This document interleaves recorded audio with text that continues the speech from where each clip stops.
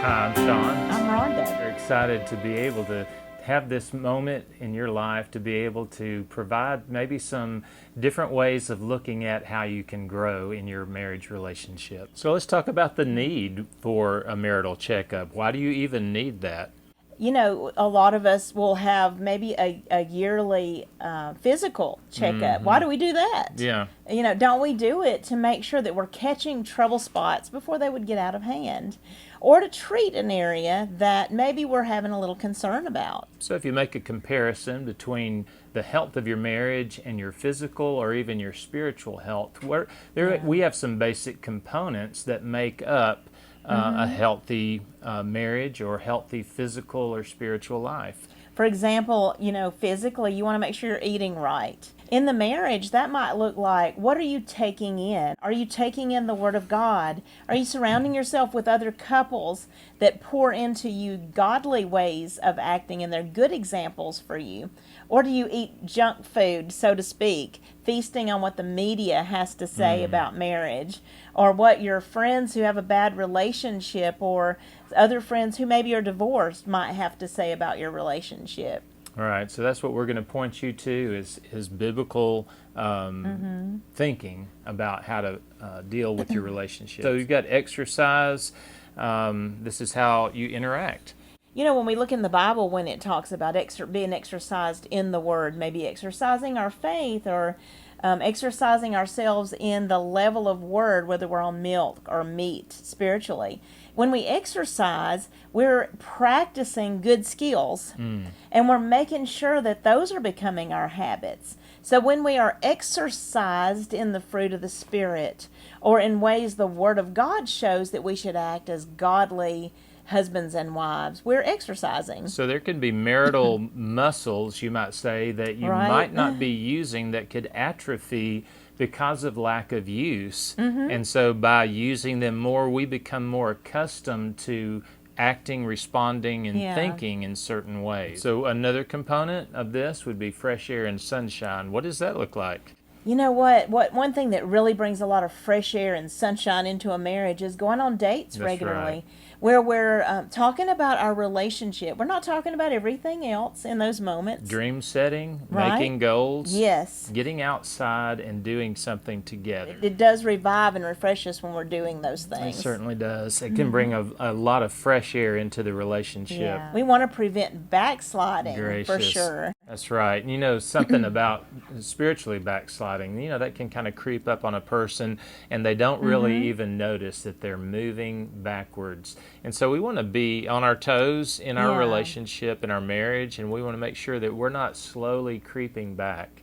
Because just like the devil would tempt someone to backslide spiritually, he also tempts couples to backslide relationally. That's becoming cold, really, cold and distant and not caring. If we're not pushing to grow forward, we can stagnate and go backward. We know with our walk with the Lord, if we're not pushing and growing, we're probably losing ground because it should be a continual growing process. And growth can be one of the best deterrents for backsliding. For sure. If you want to see where you're going, you kind of need to start off knowing where you are now. We can sort of grade our marriage individually and as a couple.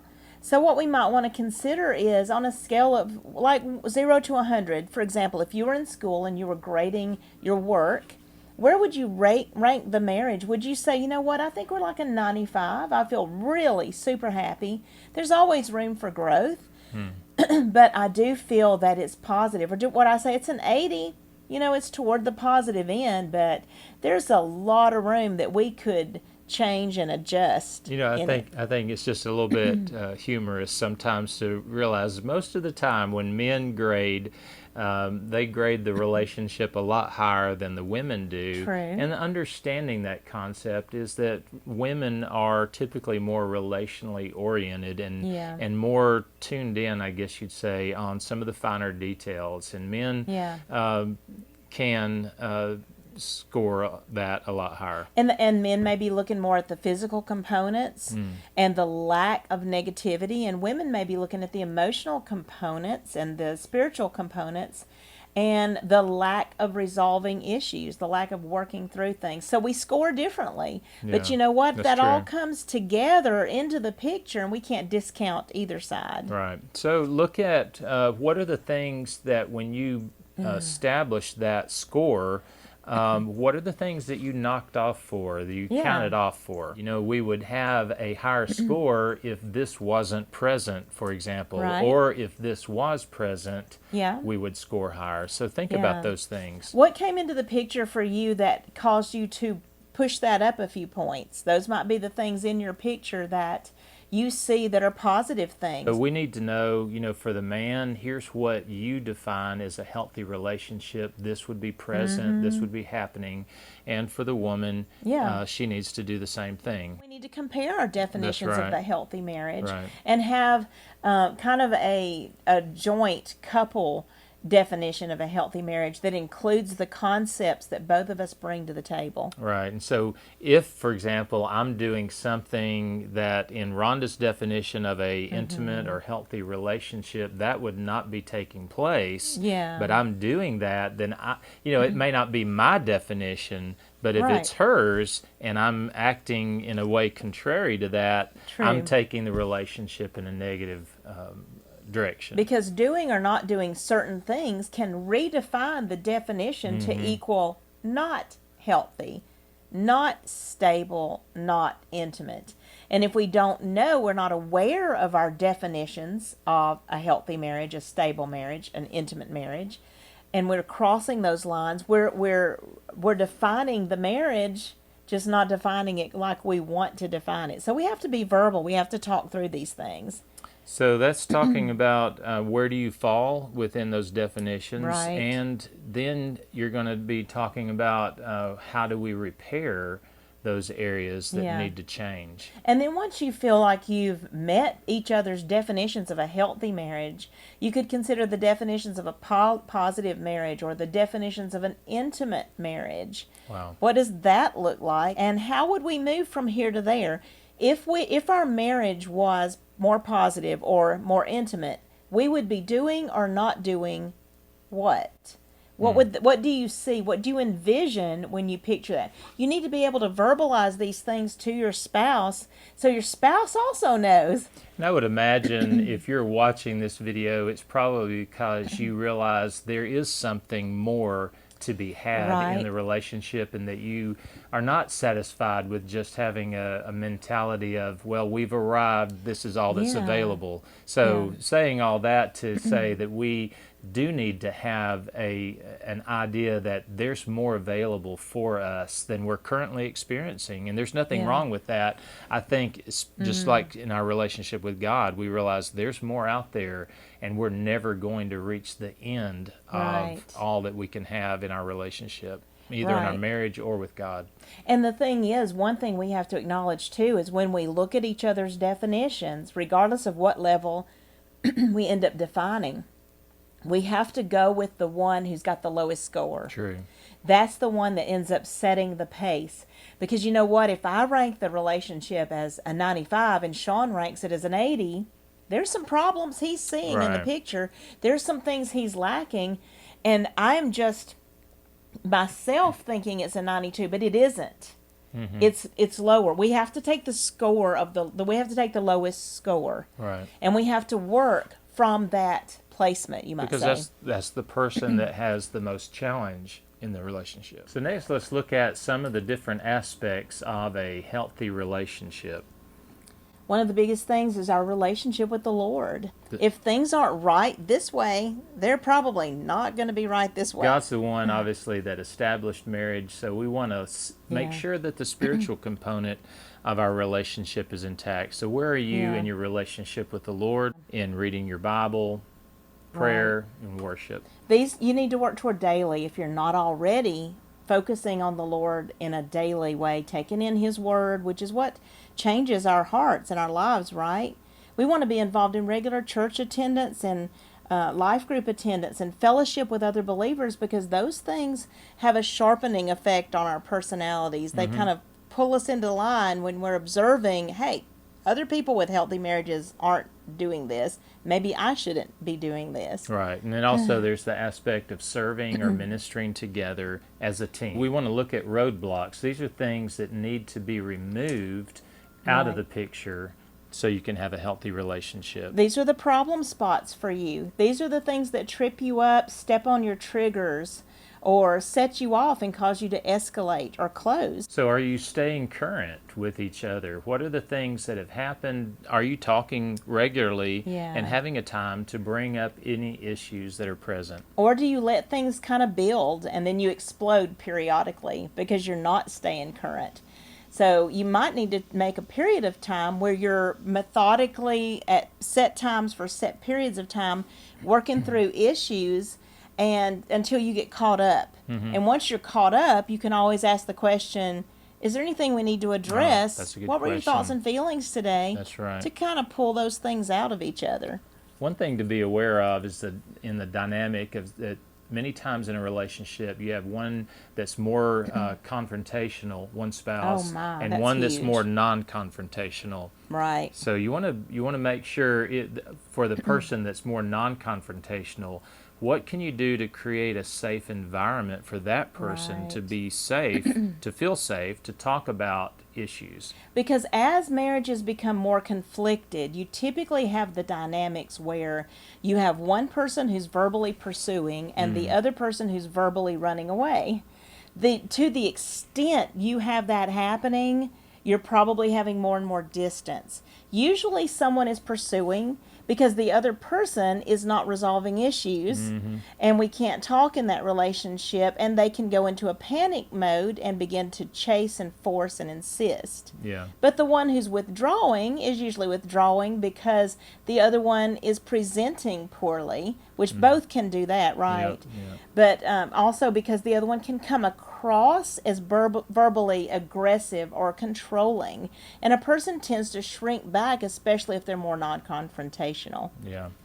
So let's look at what are some of the difficulties that each one of you see when you have a conflict. These can be things like facial expressions, tone of voice, body language. What is choice of words, certain words we're using. Things that are shutting your spouse down. Maybe when you're bringing up an issue, you have a certain way of presenting it that shuts them down. These are some good things to talk about when you're not in conflict. That's right. To be able to call attention to it or make the other person aware of in a matter-of-fact way, right, with not a lot of emotion, not a lot of intensity, hey, there's certain tones of voice that really shut me down. And then to come up with ways to alert each other in the moment. Hey, would you mind trying that again? Your tone was a little too intense for me. When that happens, sometimes we can think, well, I didn't mean it that way. But, sometimes it can be an influence of something from that person's past, and you need to make a change so that they can receive in a positive way from you. Because the thing is, if we have wounds in there and the spouse is jabbing at them, we're really posing a temptation there for them to respond badly. We call that triggers, right? Right. Or hot buttons. Yes. And so we want to be able to know, how can I respond differently that would come across as positive or at least neutral to you? We can stay off the ways of responding that come across as negative. Like I felt like you became defensive when I said this. Do I need to say things differently? So basically you want to maybe have a discussion of what escalates or closes you. Be able to first maybe make a list individually of the things you notice. This is what happens to me when we're discussing a marital issue, and this is what is causing me to escalate and go get more verbal or to get more upset, or if I close and pull in my shell, pull out of that conversation, and then I'm difficult to interact with. What are those things? If we can pinpoint those and then maybe take a moment and just let our spouse be aware, these are some trouble spots for me. I know you don't intend them to be difficult. It's me that is having the difficulty with this type of thing. you're creating an awareness. I want you to be aware that this is taking place. So next, let's look at taking a recent negative interaction and breaking it down into pieces and seeing where it went bad. And we can usually trace that back and keep going back to where it started. And we can talk about, and this is only if your marriage is stable and healthy enough to do this. Obviously, don't do any of these things if it isn't stable enough to go there. Right. Find what you can do and start there with where you're both comfortable. And be willing to make changes. You know, you may say that a certain thing is not a problem. I might say that something is not a problem for me, but if it's a problem for Rhonda, I can't just, bulldoze ahead and say, it's not a problem for me, so I'm going to keep doing it. It shouldn't be a problem for you. Right. It doesn't bother me. So we obviously need to be willing, each one of us, to make changes to help the other one receive what we're presenting. Right, and so we can't dismiss or devalue or invalidate what the other person's experience is in that moment, because we want intent to equal impact. Intent is what I meant. Impact is what the other person receives, the message received. If we can never have a welcoming environment to hear impact, we can never adjust and become a better communicator. And so when we break down those negative interactions that went wrong, we're taking each step to see how could each party have adjusted for that to have a more positive outcome, because we want to be able to do something different next time. It's not a matter of saying bad boy, bad girl for what already happened that you can't change. We want to keep learning and growing. Yeah, and that should be the goal of it.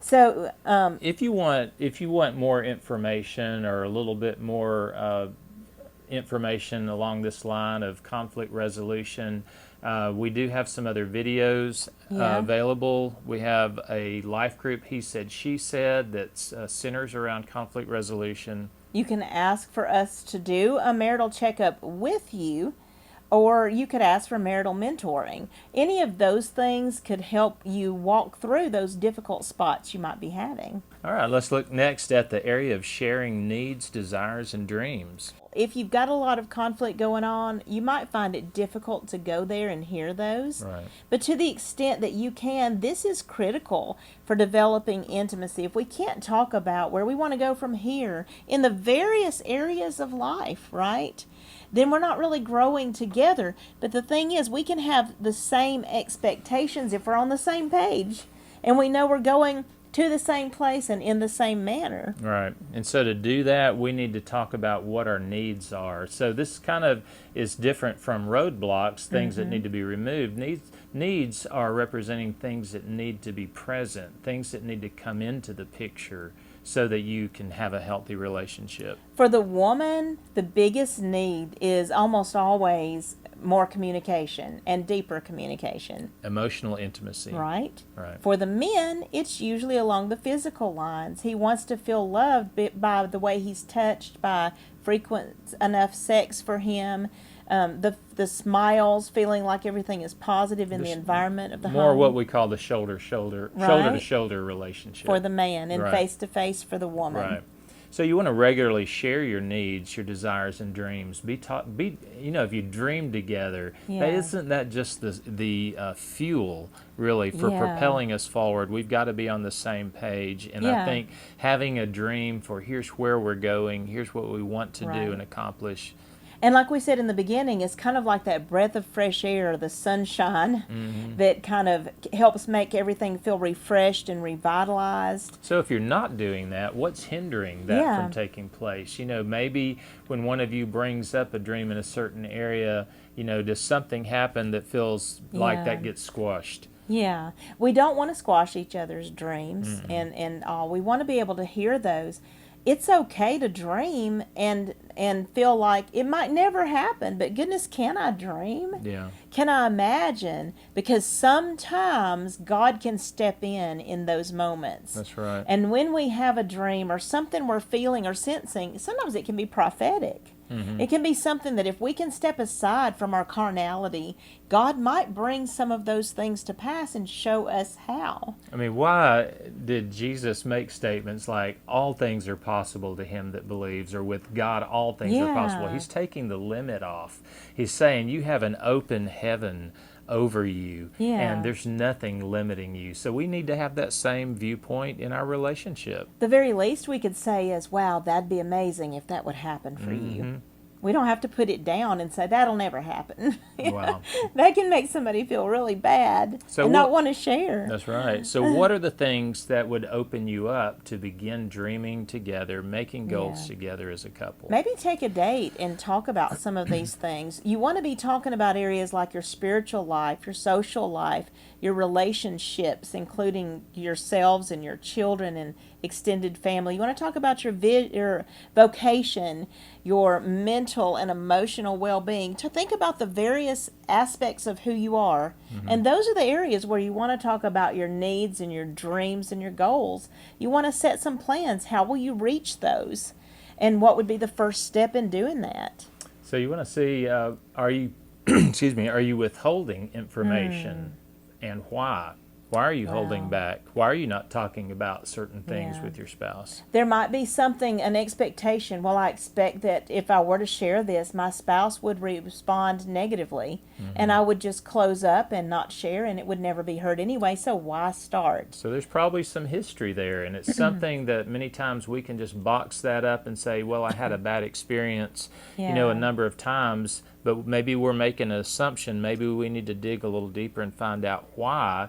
Is it a way that I'm presenting things that needs to change? And so sometimes we need to ask questions. We can invite each other. Hey, what is your number one dream? How could I help you reach that? How could I help you open up to me? Sometimes it's easier for someone to share when they're invited to than for someone to initiate, hey, it would help me open up if you. So sometimes the asking questions and invitations is a good way to start this conversation. Right. So let's look at the component of non-sexual and sexual touching. That's huge, especially for the women. The non-sexual touching is touching that does not lead to sex at any point, and it tends to make a woman feel valued for who she is instead of what her body can provide to the relationship. Looking deeply into each other's eyes. Which is huge for the women. It has a connecting feel and can make the woman feel like she's really being heard. We're just going to hit the tops of some of these things. Right. These are things that would be amazing for you two to discuss in depth. How are we doing in these various areas? So we may not break it down, but we hope that you will. So noticing bids for attention, those are the little things we do. Like if I glance at Sean and he glances back, he's meeting my bid, isn't he? But if he looks at me like he is now and I don't look back, or I even look away, I'm turning away from. So when we have these little bids for attention, for conversation, it's for saying, help, I want to be noticed. Yes, and we should connect with those.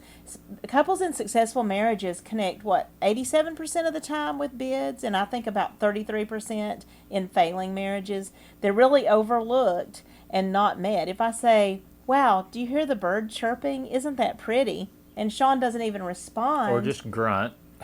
Right? Versus if he says, yeah, that's really nice. Right. I like it too, you know. We made a connection there. Right. Showing a genuine curiosity. That means you're not just thinking, I know everything that there is to know about her. Maybe when your wife or husband is talking about something, you delve deeper to ask questions. Right. Tell me more. I want to find out more. Because women want to be pursued. True. And it doesn't show an interest. If you're talking to anybody else and they say something, and you pursue that topic, even if it's not a topic you know a lot about, but just because you want to show interest in that person, you make them feel important. And it's the same in the marriage. Right. So let's talk about caring days. This is a really neat exercise that you can do. Each one of you will make a list of 15 to 18 caring actions or words, things that would be meaningful to you.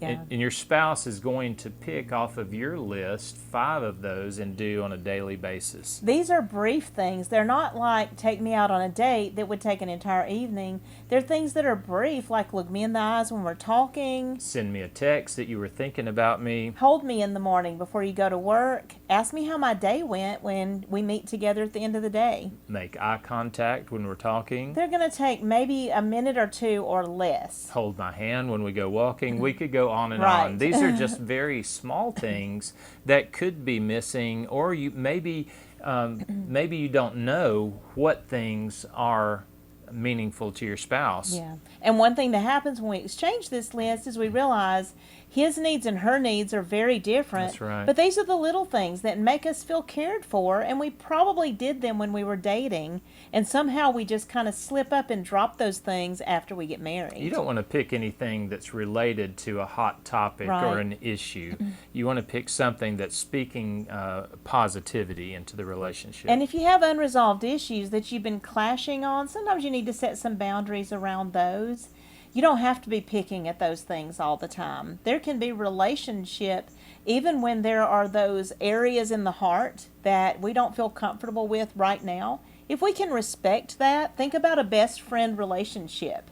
If there are topics you don't agree on, maybe you have different political views or something about your religious views that are not on the same page. Can you still be friends and not constantly be jabbing your best friend over the things you don't agree on?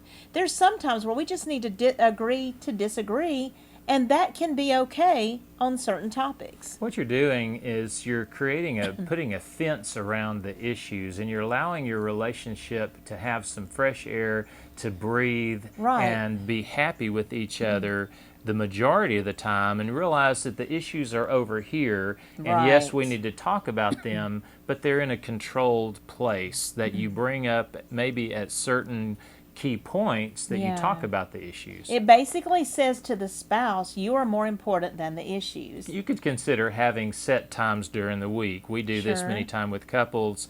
Pick 2 or 3 times during the week that you're going to have set aside, 20 or 30 minutes to talk about issues. Notice the 20 or 30 minutes. There's a cap on that amount of time. It doesn't invade your life. But it can give relief to the spouse, maybe that has an issue and doesn't feel like they have a specified time to bring it up. And it can give relief to the spouse that's non-confrontational because they know they're not going to be attacked at any random moment. All right, so let's look at the area of emotional intimacy. So this is the counterpart to physical intimacy. Usually in the relationship, and this can be turned around and different for the male-female, but usually the female wants emotional intimacy. She wants emotional sex or emotional intercourse. Right, and so that means for the man to find out what are the components of that. What does connecting with you emotionally look like? Have your wife explain that to you. Many times, I think a woman can expect that, well, of course he knows. I've said it before, or maybe are quite surprised to find out he's clueless and doesn't know what that looks like. And we women have to be okay with coaching. You know what? Right now I really need to hear, and we need to let our husbands know these things. But women crave for their husbands to delve deeply into who they are. And but sometimes a woman, because a man doesn't generally let anybody go into his emotional deep parts, his secret places. And so a woman can many times go too far too fast. And this will overwhelm her husband and cause him to withdraw. If a man went too far too fast physically, a woman would think, he's attacking me. He's taking from me. But women don't think about that when they do the same thing on an emotional level to their husbands. Right. And so it's definitely working with the one who is maybe not as verbally skilled or emotionally skilled, right? We find that a lot of men don't know what to say in that moment when, say, a woman shares her heart. And that's why it can be helpful for a woman to take the role of a gentle coach. I just shared something really deep with you. I really need to hear, wow, I didn't know you were experiencing that. Connecting comments can be something along the line of, that must have been difficult for you. Wow, thank you for sharing. That's good to know. Good point. Many times I don't know what to say. I don't know what Rhonda needs to hear. And so it's okay to ask, what do you need to hear from me right now? Right. And a lot of times men don't grasp the woman's need for emotional intercourse. He knows he has a need for physical intercourse, but, men, if you can imagine, if you went for a prolonged period of time without those physical needs being met, how might that impact you? Imagine if the same thing happens for the woman and these things are withheld from her for a period of time that's extended. So husbands can learn from their wives the skill of relating intimately in a way that can be satisfying for both. You might need to do this in phases if it's something you're not already doing. So you want to start slow and interact there for a bit until the husband is okay with it, or if those roles are reversed, until the wife is okay with it. And then you might want to talk about, how could we take that even farther? What would the next level look like? What is the wife's definition of emotional intimacy? What does that look like? What are the components of that? What would make you feel like I'm connecting with you? Because a lot of women are very vague when they talk about this. I want my husband to spend time with me, and he's thinking, what does that look like? Or be more romantic. And Right. to me, sometimes when that word was used about romance, it's like I just totally drew a blank page. All I could think of was maybe a candlelight dinner or date or a movie or something or other, but it was kind of vague when you talk about just everyday life. Yeah, and so the thing is, we have to be able to define that. Well, for me, emotional intimacy would look like this. We would be sitting there, just the two of us. We might be holding hands. You might be looking deeply in my eyes. And we're sharing our thoughts and feelings. We're sharing some deeper things that go on that I never tell anybody else. And you're okay with that. Even if it's challenging for you to hear, you still are okay with and appreciate hearing the goings on inside of me. We don't want to make assumptions that my spouse knows what I have need of, but yet we haven't really verbalized it clearly. Right. Where they can understand what it feels like to be you. Because a lot of women are expecting their husbands to think like a woman, and he doesn't. He needs to learn how to embrace female, and we sometimes have to help with that so that it's not uncomfortable to the male. We want to talk about the inhibitions that a husband might feel for going deeper with his wife emotionally. If a man knows that if I share myself with my spouse, it's going to explode. Women, if we set a precedent that, hey, anytime we have a deeper emotional connectivity, it explodes. It takes 2 or 3 hours or several days, and it feels distance, and we have the cold shoulder treatment while we resolve this. A man will withdraw from and run from such a thing. The intensity, many times I think a man will opt to have peace and forego emotional intimacy, whereas a woman will push through the lack of peace to have emotional intimacy. Yeah, and so when we understand that, we can be gentle with the men in our lives. And, one thing I like to share with women is Jesus said to the disciples, I have a lot of things to say to you, but you can't handle them now. It's a godly thing to hold back on information when you know the other person can't handle it. Know the audience, which in this case is your spouse, and what can they handle. And only feed them what they can handle. Once they get good at that level, you can go a little bit deeper. So let's look at actually creating a plan to increase emotional depth and connectivity. You would schedule maybe a number of times per week to engage in emotional intimacy. This is going to look like sometimes, when you're really busy, you might schedule a number of times per week for physical intimacy. You can do the same thing for emotional intimacy. Well, on Tuesdays, Thursdays, and Sunday afternoons, let's plan a period of time, maybe for 30 minutes, where we're going to connect emotionally. And so, again, this can be a really mysterious area for a man, but just try to relate to the actual need that a woman has for that emotional connection, and that she can feel starved, and that many times that is the area that a woman feels need is not being met sufficiently. So if a woman is starved emotionally, she will behave in an irritable way. She will be in a panic mode. She will pursue emotionally. Now, these are not good things, ladies. So these are not things we want to continue doing. We need to withdraw from these things. But this is the way a woman tends to act. She will be moody. She will be difficult to please. You'll feel like you can just never please her. You'll never measure up. This is the way it feels to interact with a woman who's emotionally starved. However, a woman who's emotionally nurtured and satisfied is going to be easier to connect with. She's going to be more approachable. She's going to feel more at peace and relaxed because she feels cared about. and she's going to be more likely to want to meet the male needs. Think about the comparison of being deprived of sleep or food and how Yeah. irritable that a person can be when those needs are not being met. And we're going to talk in a minute about the male needs, but right now, notice they flow similarly. They do. So, you could take maybe 10 to 20 minutes when you have your 2 or 3 sessions a week for emotional connectivity. Start slow. Let your husband know, let's just do this for 10 minutes. Okay, so let's sit here. Can we hold hands, face each other, and look in each other's eyes? You might start with just doing that with a pleasant look on your face, a pleasant expression at first, and just saying some things like, how did your day go today?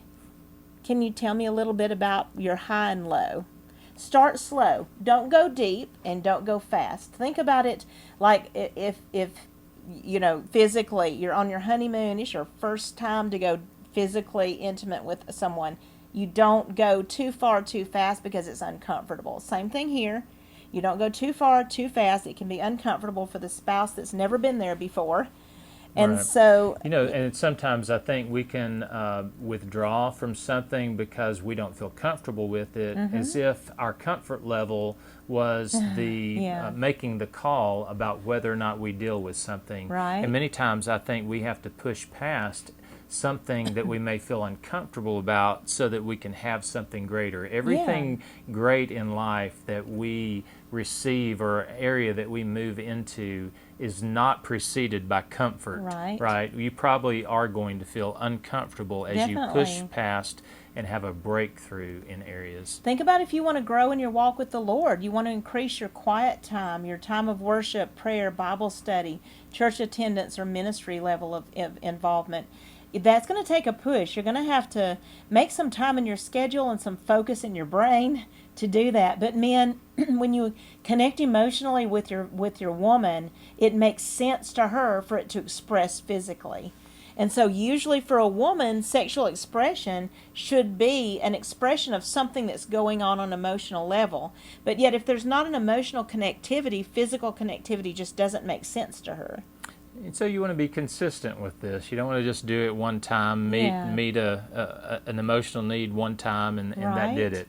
And women, you can let your husband know. You could agree ahead of time. When we have our period of time where we connect emotionally, this is what we'll talk about. And stick to what you decide. If you decide we're going to have emotional connectivity on Tuesday night at 6 o'clock for 20 minutes, and we're going to talk about what we did and our highs and lows for the day, then only do that. Don't shock him with, and so what are you mad at me about? Why won't you talk to me?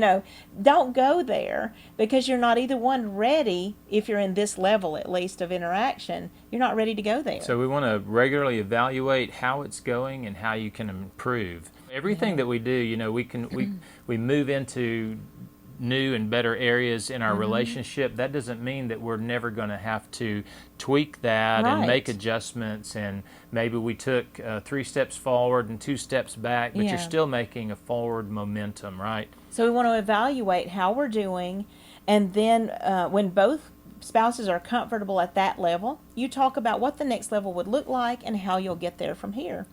Wow, we've covered a lot of material here. Yes. You might want to take a break and kind of let this sink in, what we've talked about. You don't want to just hit and skim the surface. You can't cover everything in one sitting. Right. So we'll get back into some more of this with you after this.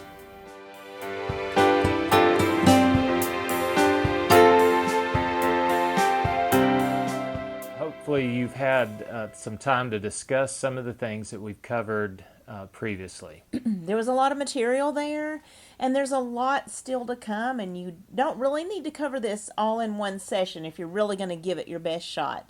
But let's get going on some more material that would be great for you all to talk about, to make sure that you're kind of checking the various areas of your marriage. So physical intimacy is an important part of the relationship. Many times there can be a lot of misunderstanding and maybe almost this unspoken code of silence about it. Right, but we need to talk about our sexual connectivity. It's what the man brings to the marital table, and it's just as important as the emotional connectivity. You know, many times we look at it like that the man is the overseer of the physical intimacy and the woman is kind of an overseer of the emotional intimacy. It's like we are guardians of a certain area of that relationship. True. And so, if either component, the emotional or the physical, or even the other layers that are involved in who we are, if those get out of sync, or we're leaning toward, we take care of the physical intimacy, but we don't take care of the emotional intimacy, or vice versa. One feeds the other many times. It does. And what we don't want to see is one spouse is suffering in the relationship because their basic need is not being met. You know, and if we're not being verbal about what our needs are, we can't expect our spouse is just going to know when God wired each of us differently than the other one. And so this is something that we need to openly talk about. We don't want to assume in any area. So in the physical area, one thing that we see in the research is that men long for their wives to sometimes initiate, be responsive, and also enjoy the sexual activity. Right. So mutual satisfaction is a key part of what a male needs typically in the physical intimacy. Right. And so a lot of times, though, the couple doesn't talk about what is needed for there to be mutual satisfaction, or for the wife to care to initiate, which she will more likely if she's taken care of emotionally. Yeah, if you make a comparison, you know, if you stop and think, if a man was to respond to his wife as, yeah, I'll sit down and take time to talk with you in sort of a reluctant way, that wouldn't come across very well. You want to feel like that, he's engaged. Yeah, he's engaged, his heart and soul is in it, and yes, let's sit down and let's emotionally connect. Right. Well, that same excitement and interest in that area and meeting that need is the same thing a man needs in the physical intimacy. And we need to both be meeting each other's core needs with exuberance, right? And so if a woman is responding sexually to her husband as if it's a chore, and she's just taking care of another thing, okay, well, let's go ahead and get this over with, that's not going to meet the need any more than if a man sat down to talk with his wife and meet her emotional needs, and he said, all right, let's get this done. How long do you need here? 2 or 3 minutes? Can you get done in 5 minutes? You know, so we have to both invest in each other. The fact is, we're reaping what we're sowing. That's right. And what are we sowing? And the level of interest and attentiveness that we give to each other's need is reciprocal, okay? So it's, you know, what I do to invest emotionally is the same thing that you reap back physically. And so if you both think of your basic needs, women think of your emotional connectivity, men think of your physical connectivity, and like we said, some of this can be reversed in a percentage of the relationships. What do you need to see from your spouse? And that's what you also need to be giving. But a lot of times the women are withdrawing physically because of the lack emotionally, and the men withdraw emotionally because of the lack physically. And so this kind of can begin or be a part of cycle. That male-female cycle of the male pursuit, female withdrawal, which remember we talked about in the emotional connectivity. She will pursue, he will withdraw. But in the physical state, when these needs aren't taken care of, he's pursuing physically and she's withdrawing when the opposite needs are not being met. So this would be a good place for the two of you to talk about what makes you feel that there's a sexual connection and that need is being met. Ask questions. Right. What do you need to feel connected sexually? So when we look at the wife's need, a lot of times, especially if we have younger women with babies or toddlers or a lot of children, or children that are home all day, they're exhausted by the end of the day, emotionally and physically. And so what we need to do, and regardless, we have women that are working and doing all sorts of things during the day. If a woman will know that, you know, this evening I want to take care of my husband sexually, she can prepare for that. She Yeah. can be thinking thoughts that stir her heart toward him. She might take a nap, or the husband might take a weight off of her and do some of the That's what I chores, was just take thinking, care you of the know, that, children, give her yeah, space there for a could nap. be maybe a chore or something. That sometimes, a woman can't just lay down everything that's going on with the children or the housework and just say, yeah, Yeah. men, I think, have a knack for that, maybe just the way we're wired, to be able to just kind of block out things that we Yeah. want to But a block out of wife our mind. And a can't. woman has that Yeah. connectivity to everything that's going on, and she may have a hard time laying down the fact that maybe the sink's full of dishes and maybe the Right. children need this or that going on. So saying all that to say a man could jump in there and maybe wash some laundry, Right. Say, help why help don't do you go this. rest a minute? Yeah. Why don't you go take some time to unwind? Let her refresh herself. Yeah, and of course, you don't do the thinking for her. Ask her what she Yeah, needs. that's always Right? key. Don't So, just assume things. right. And so, women, if we can appreciate that just like we need emotional connectivity, the husband needs the sexual connectivity.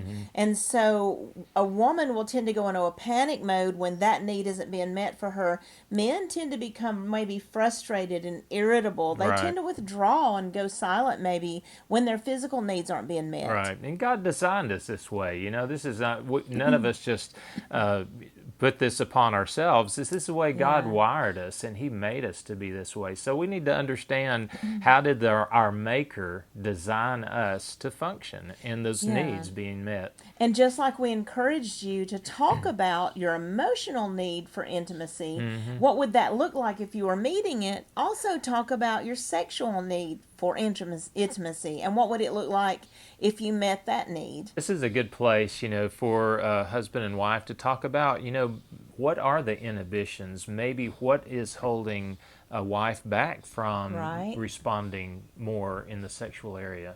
If we don't talk about these, we're unaware and we can be negligent. So we have to be able to talk about these to understand what's standing in the way of both spouses enjoying their sexuality, developing their sexuality, because a woman needs to stay in touch with her sexuality. A man doesn't have to work at that, but Yeah. a woman tends to have to work at that. But a man does have to work at being connecting in an emotional Yeah. area. So we both have areas that we have to work on.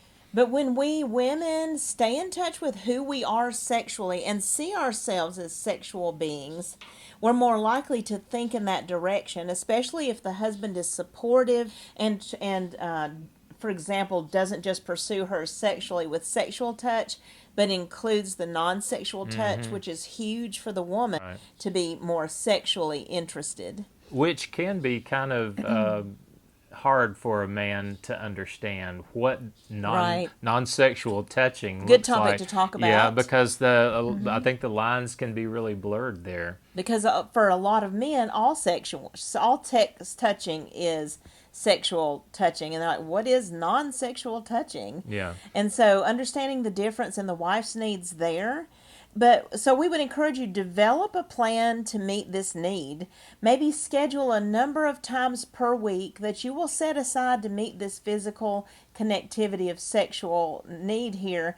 What is the frequency that the spouse needs? What is a good healthy number of times per week that you need for your marriage? And so if we set a number of days per week, then we choose which days per week to make sure that this doesn't get neglected.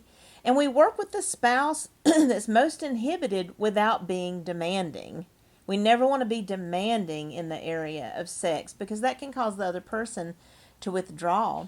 So you want to decide what sex should look like for both of you to meet both of your needs. Then stick to your choices. So, for example, if the woman is aware that on Tuesday nights we are going to be sexually intimate, she can start preparing her mind and heart and body in that direction so she's rested, refreshed, and thinking that way. But if we start breaking what we decided on and he's pursuing her sexually on Monday, then, she's going to feel, kind of lose some of the focus on that because it's like there's nothing to depend on and she's going to feel chased.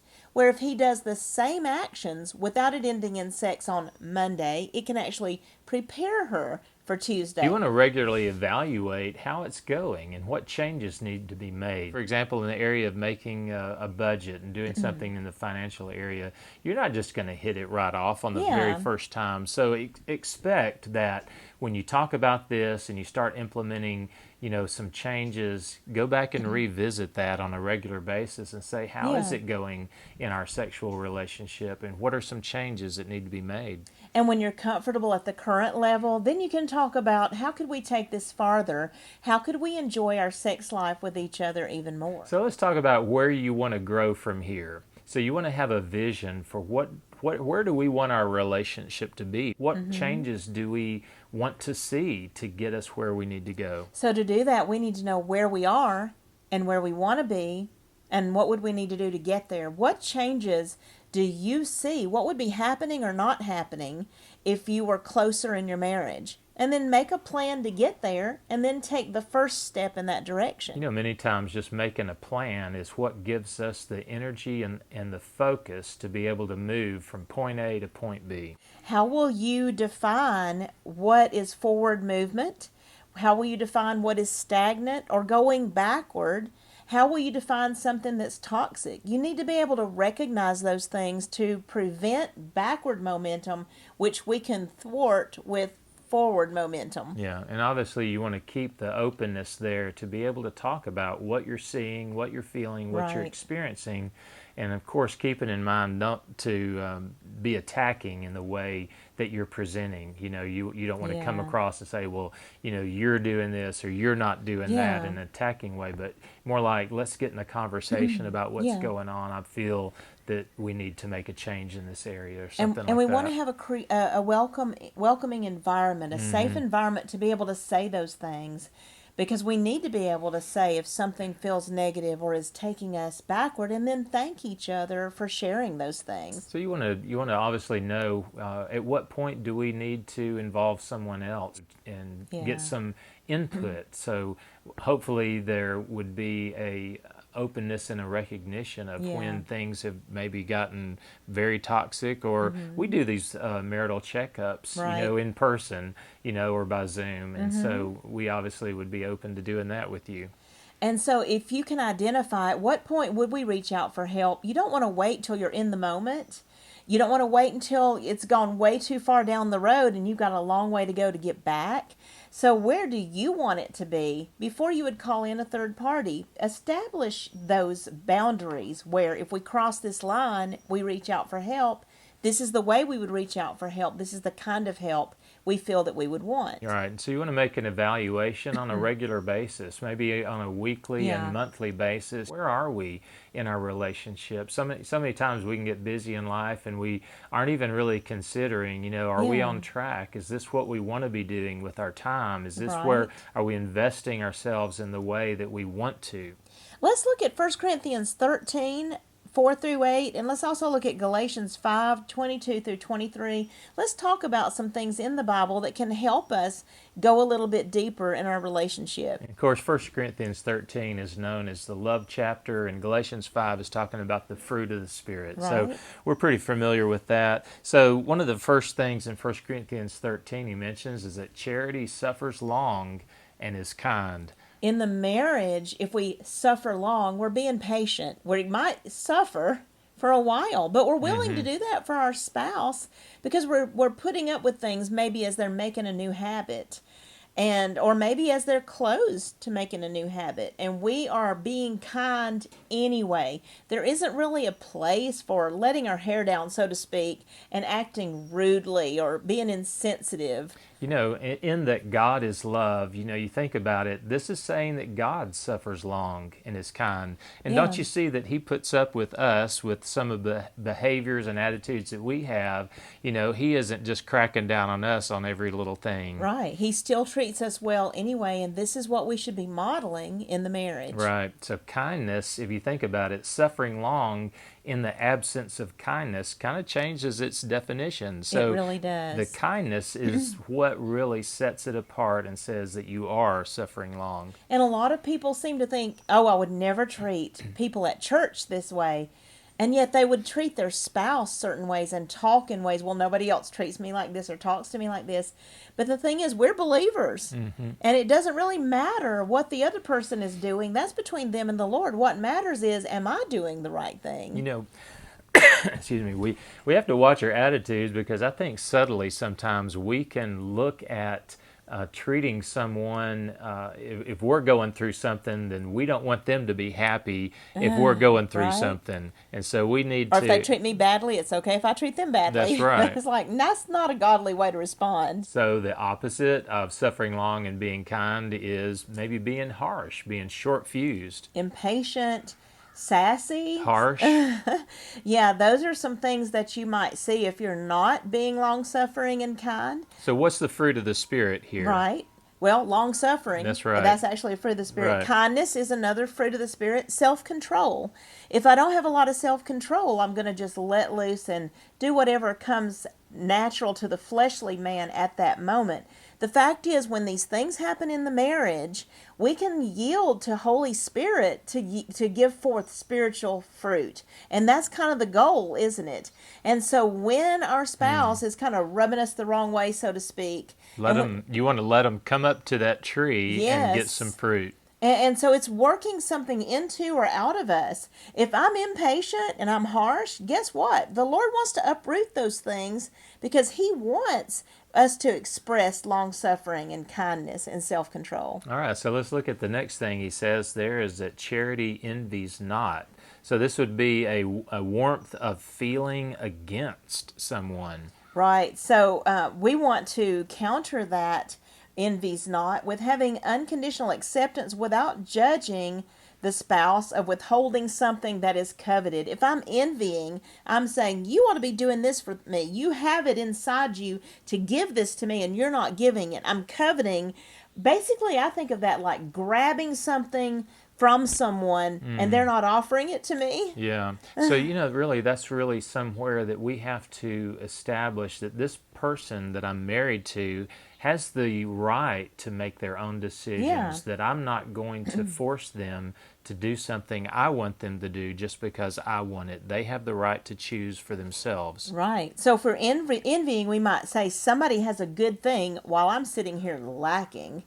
So we see self as in need, while another person is doing well. Well, I treat him or her well, and he ought to be doing well to me. So a lot of times there might be manipulation to get what's wanted. There might be anger, judgment, or punishment. Right. And so what is the fruit of the Spirit here? But peace, faith, and temperance, or self-control. So, Yeah. this thing about manipulation is really key, because I think that we need to be Yeah. careful that we're not trying to control our spouse. We only have control of ourselves. God did not give us Right. control of other people. We can influence other people, Right. but we don't control and dominate other people. And it says also in the word to abstain from all appearances of evil. Sometimes we can come across to the spouse, we may not intend to be manipulative, but we can appear to be manipulative. We got to stay away from that also. Yeah. So can you see the Holy Spirit developing fruit as we interact with our spouse? Yeah. So let's look at where he says that charity does not vaunt itself, it's not puffed up. So what is this vaunting itself? It's not exalting itself, pushing itself forward, not proud, but focused on humility. Goodness, humility in the marriage is huge, isn't it? Oh my goodness, because really when we get proud, aren't we pushing ourselves forward? Like this says, right? We become me-focused, selfish, self-centered perspective, unable to validate the spouse's perspective. Oh goodness, yeah. How many times, do we find ourselves, myself included, thinking that just because I have a perspective a certain way, Right. I'm invalidating a different perspective Or than my own. If we feel like the spouse is invalidating my perspective, what do? We invalidate their perspective. Right. If we get this all about me, we see only our contribution Right. and gifts in the relationship, and we belittle the spouse's contribution and gifts in the relationship. Remember, he said the two shall be one. He didn't knock out any Right. one. Both of you together are equally contributing Right. and finding out what oneness looks like as a team. And the fruit of the Spirit that we saw related to this, and you might see others, but would be goodness and meekness. So if Wow. I'm not pushing myself, forcing myself and my way on my spouse, I'm being good to him, I have a spirit of meekness. Right. So next it says, charity does not behave itself unseemly. And this would be not acting in an unbecoming way, but caring about what's attractive to the other spouse. Wow, what's appealing to the spouse, what the spouse would like and appreciate. You know, in 1 Corinthians 7, and we've talked about this a lot in a lot of the teaching that we do, we're supposed to be seeking to please our spouse. So we wouldn't be behaving ourselves in an inappropriate, unbecoming way. We would be looking at how should I behave in an attractive way that would draw my spouse to Wow. me, not push my spouse Wow. away. And that's really good to be looking at what's drawing and appealing. Fruit of the Spirit in this area would be gentleness, goodness, and self-control. And so instead of not caring about the effect of our behavior on the spouse or the relationship, not empathizing with the spouse, we instead would be gentle regardless of the way the spouse acts. We would still be good to them, and again, exercising that self-control. Okay, next let's look at seeks not her own. And this is not obviously desiring your own agenda, but caring about the good of the spouse and the relationship and seeking to please your spouse. Just like in 1 Corinthians 7, the opposite would be going after what I want, regardless of the effect on the spouse and at the expense of the spouse. Selfish, this can lead to the roommate mentality, independent, doing our own thing. Right. And so fruit of the Spirit in this area would be peace and goodness. Right? Can you think of the peace that would bring to the relationship? Yeah. If we would just not be seeking our own thing, but seeking to care for the spouse, if both spouses are doing that. Right, not looking to be self-promoting. Right? All right, so charity is not easily provoked. So it's not getting easily exasperated or stirred up against, but it's calm and approachable and able to interact in challenging situations. Approachable is huge. If we remain approachable, and it talks in another place about the wisdom that's from above is first approachable. Well, it's easy to be entreated. So Right. think about that. Which is approachable. Yeah. Am I creating, that's in the book of James, he said, are we creating an environment where our spouse can Right. easily bring up something that needs to be changed? Or am I Yeah. giving the appearance like there's this wall Pushing there, away. right, and you can't come to me if something's bothering you? So the opposite here would be angry, irritable, unapproachable. We create great distance in the relationship, whether we know it or not. Right. So just, you want to think about what would Jesus do, right? That used to Yeah. be a real cliche phrase. Yeah, how would he respond? Right.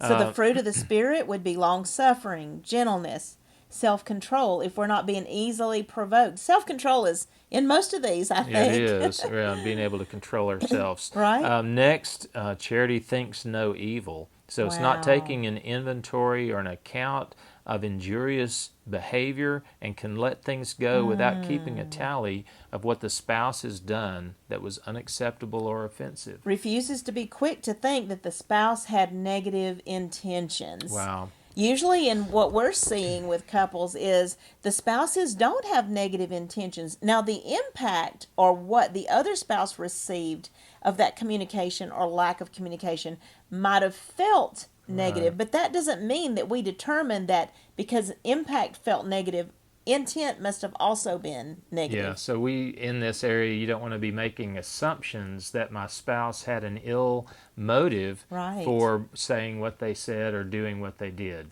It's better to have a question mark rather than an exclamation point. And ask questions. Yes. What did you mean? I don't understand what that behavior meant. Can you explain that to me? Opposite of this would be keeping up with the wrongs, bringing judgment and corresponding punishment, seeing the spouse in a negative light. Misinterpreting the behavior of the spouse. Wow. And we see this a lot in the troubled marriages.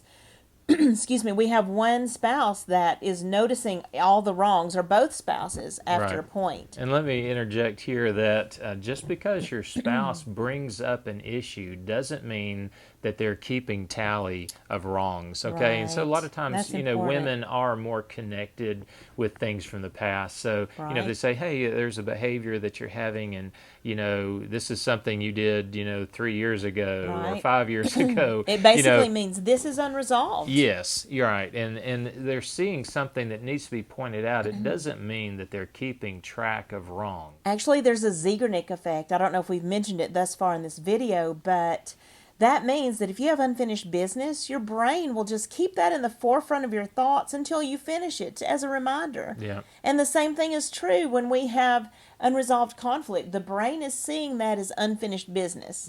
And we can't just let that go until it makes sense to the brain that it's finished. So that's what's happening in what Sean was just describing.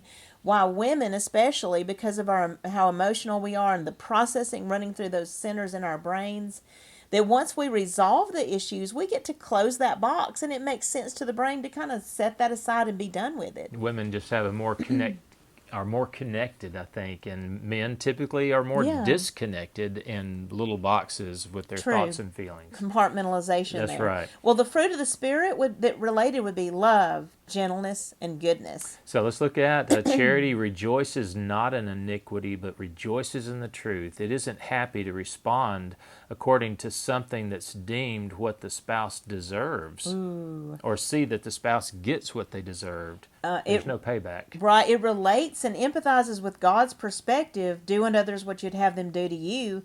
How many times do we see, you know, when somebody raises their voice, we begin to raise our voice? The temptations are going to be there, but that doesn't mean we have to give in to them. That's right. So just because the spouse behaves in a way that maybe is not the best in the moment doesn't mean we need to mean that we would both fall into that trap. Yeah, you don't want to be retaliatory in your way you're treating each other. Or glad that when it's not going well for the You know, spouse. they got what they deserved. Right, or you should have listened to me. All of those Goodness. things are rejoicing when iniquity is going on, when something bad is going The on. fruit of the Spirit associated with this might be goodness and self-control. Right? So let's look at charity bears all things, is patiently puts up with the behavior of the spouse that's not preferred, covers the negative event with silence. They're not talking about it or continually bringing it up in an unacceptable manner. They can tolerate the differences and overlook things. You know, it's important to be able to address issues in the marriage, but is. sometimes we overaddress. Yeah. And sometimes there's a place for being able to overlook something.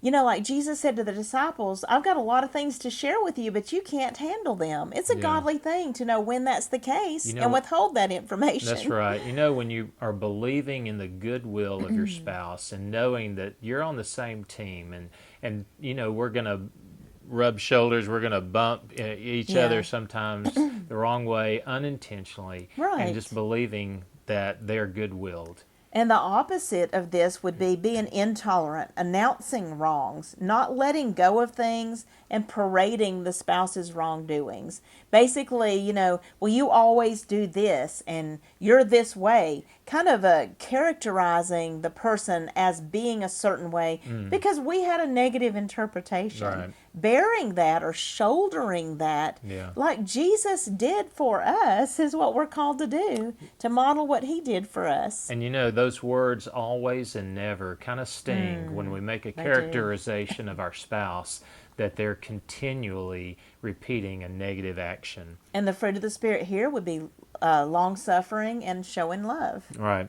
So charity believes all things. This is believing the best and crediting the spouse with positive intentions. And we just kind of mentioned that really in the other about believing in the goodwill of your spouse, believing that they are a good-willed person. Yeah. They're not trying to attack you. Obviously, you didn't get married because you hated each other and you wanted to antagonize each Right, other or the make rest life of your miserable. life. Right. And this is key in a healthy relationship because the opposite of this would be thinking the worst, crediting the spouse with negative intentions, increased negativity toward the spouse. Because if we can't focus on believing in the heart of our spouse, we will spiral downward, and we will then, because out of the abundance of the heart, the mouth speaks, we will begin then to just spew out negativity and see everything the spouse does is negative, which is Right. listening to the accuser of the brethren instead of Holy Spirit, who is the intercessor. You know, think about it. There can be some things that we misunderstand, but that doesn't mean we have to believe that our spouse is ill intent. And also think about in your walk with God. You know God is good, and you believe in Right. His goodness. And there may be some things that from time to time you don't understand why something happened a certain way, but that doesn't mean you change and recharacterize God as He's not a good God. You still Right. believe He's good, but maybe you don't understand something that happened a certain way. Yes. And the fruit of the Spirit associated would be faith. It could be faith in your spouse, and you might say, well, I don't have faith in my spouse. I do not believe my spouse has good intentions. But you might have faith in God and His Word, That's that the right. way He lays out in His Word for you to behave as a godly spouse Hmm. is really the good response. That even what 1 Corinthians 13 says as an expression of love, and God is love, and therefore we should express Him, that's the right way, regardless of what the spouse does. That would be exercising faith That's in right. God to be obedient to His And if you Word. think about it, faith is like a magnet. It kind of attracts to itself. And It does. if we start believing something negative about our spouse, it's almost like it kind of attracts that negativity Right. to them in a way. And we Yeah. don't want to.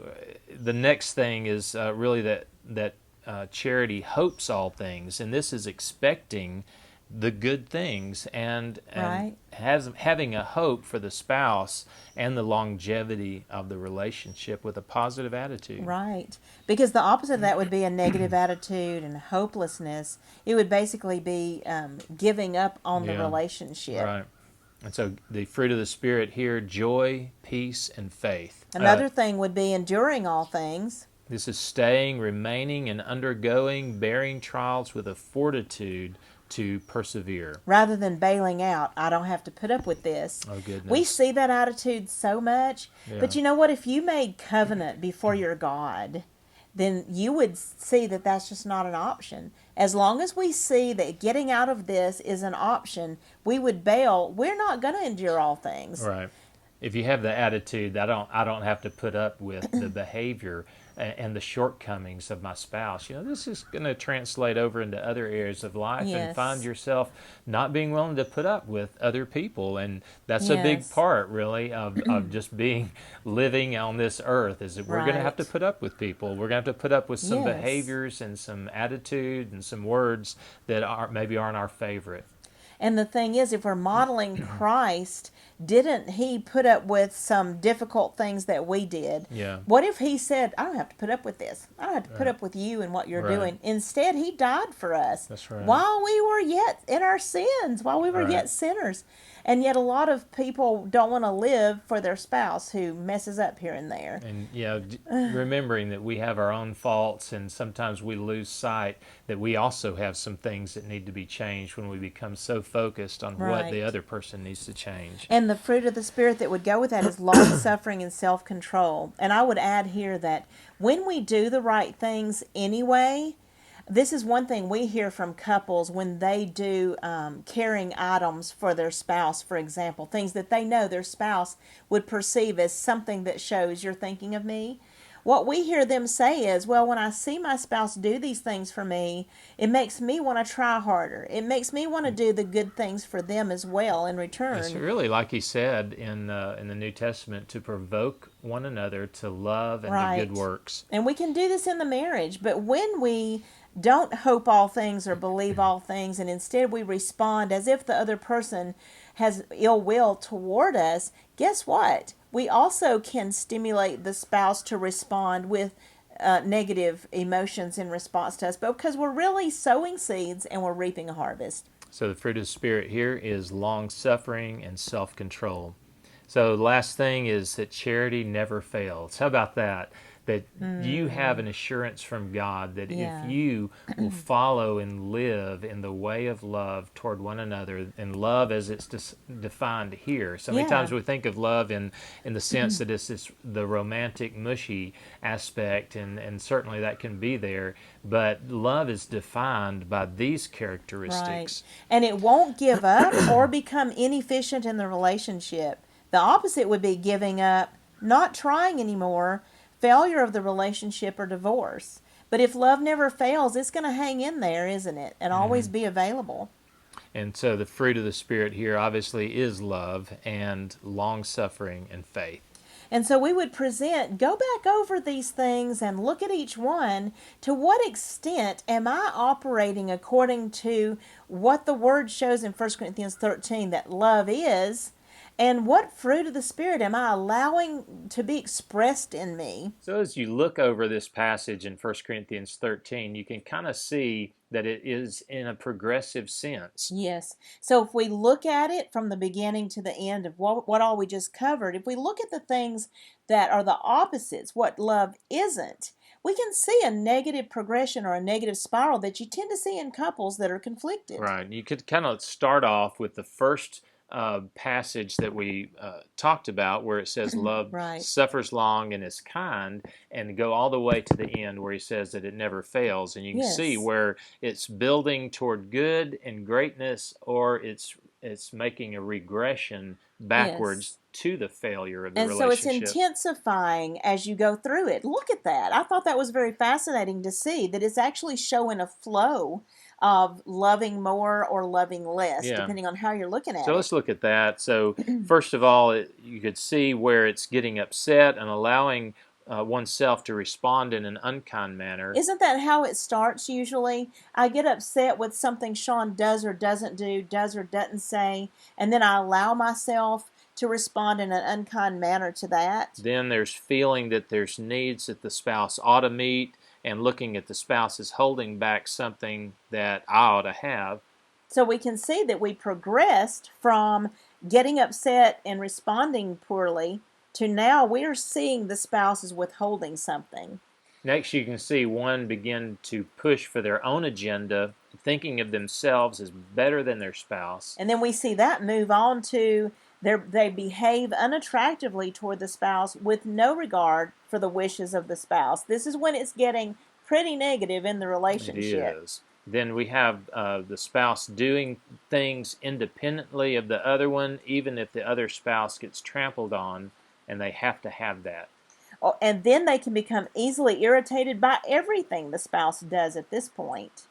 And then thinking negatively of the spouse, quickly assuming negative intentions. And then glad to see the spouse getting what they deserve with no empathy or ability to see the spouse any longer as God sees the spouse. They won't put up with anything anymore, and everything is unacceptable. That progresses to seeing the spouse's character as innately bad. And then there's no more hope for the relationship to improve. And there's no tolerance any longer for anything in the relationship. And then ultimately the relationship fails. So look through this because it's showing that kind of the beginning, the starting, if we look at the opposite of what love is not, to the failing of love. But we can see the opposite in there. We can see how love starts and grows all the way to eternal love. Yeah. So God is showing here all the components of a healthy and thriving relationship in love, and one that never fails, versus the opposite of it, one that does fail. And what are the components of a relationship that fails? And that's what we just talked about. And so when we look at the positive progression, we kind of look at that going in reverse order and kind of look at it that way. When we look at the eternal love that doesn't fail, there's a covenant relationship, so divorce is not an option. That's right. Unconditional acceptance of the spouse as is, which is tolerant. These are sort of the building blocks of a strong and healthy relationship. There's hope to walk it out to a better place. And so basically, if you look at if things got negative with you, how can you reverse that? So this is kind of what this is showing. So we took it in the direction of 1 Corinthians 13, and then we saw how we could go all the way to divorce by not doing these things. Now we're looking at how to unwind that and go backwards. Right. And so there's believing that the spouse is a good person with good intentions, and negative assumptions have prevailed due to unresolved misunderstandings. And so we're changing our perceptive by being intentional now. We accept the spouse's behavior without trying to change the spouse. And there's empathizing with the spouse, with the desire to see things go well with them, and the shortcomings are being overlooked. Right. And assuming the positive intentions and discussing the situation with the spouse to understand the truth rather than assuming whatever it feels like. And there's choosing to hold off on accepting negative feelings associated with their actions, but rather they're discussing it with the spouse instead. Doing things together to work toward we in the relationship. Adjusting behavior to be considered attractive by the spouse. Thinking of the spouse and considering the spouse wishes instead of my own. And sharing needs with the spouse and allowing the spouse the option to choose a response. Overlooking the little things and kindly sharing thoughts and feelings as they are requested to grow in the relationship rather than forcing them. So we were so excited to have had this opportunity to pour into your relationship, and we wish the best for you, what you desire and hope to have in your marriage. This is a great place for you all to start working on your marriage. So many times, we might just bring up something that might spark a conversation, maybe a different way of thinking or looking at things, and that's what we hope to do. So basically, we hope that each of the points that we mentioned, that you're going to stop and talk about them. They're loaded. We couldn't go into every point and develop every point.